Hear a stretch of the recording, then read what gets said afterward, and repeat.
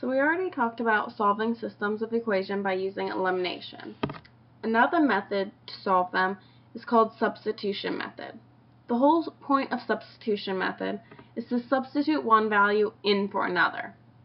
So for this example, we have y equals 3x, and we have x plus y equals negative 32. In our example, we already know what y equals.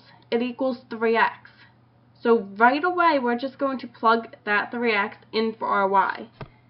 So we have x plus 3x equals negative 32. And we can just solve it from here. So we can combine our x's to get 4x equals negative 32, and solve for x by dividing by 4. So x equals negative 8. Then we substitute our x value in to find y. So we have y equals 3x, and this time, instead of writing 3 times x, we're going to write 3 times negative 8. So we have y equals negative 24. And once again, we write our equation as an order pair. Negative 8, negative 24. And we're all done. So sometimes if one equation is already solved for y, it's a lot easier to do substitution. We're going to go over one more example that's a little more difficult. This time we have negative 2x plus 5y equals 19, and y equals 3x minus 4. Once again, we know what y equals, so we're going to plug that in right away.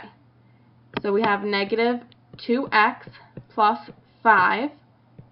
Now instead of writing y, we're going to write what we know y equals. So we have 3x minus 4, and then equals 19.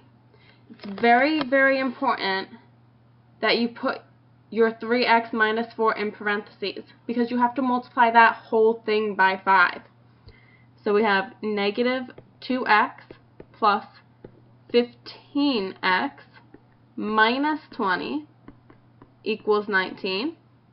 And we start combining our like terms.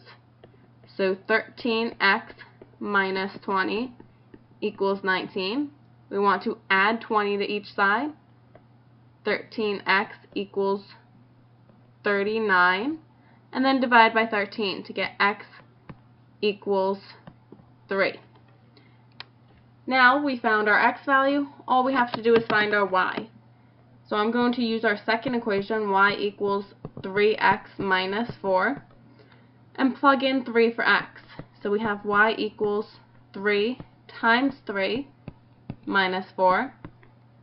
And we're just going to start to simplify. 9 minus 4 equals 5.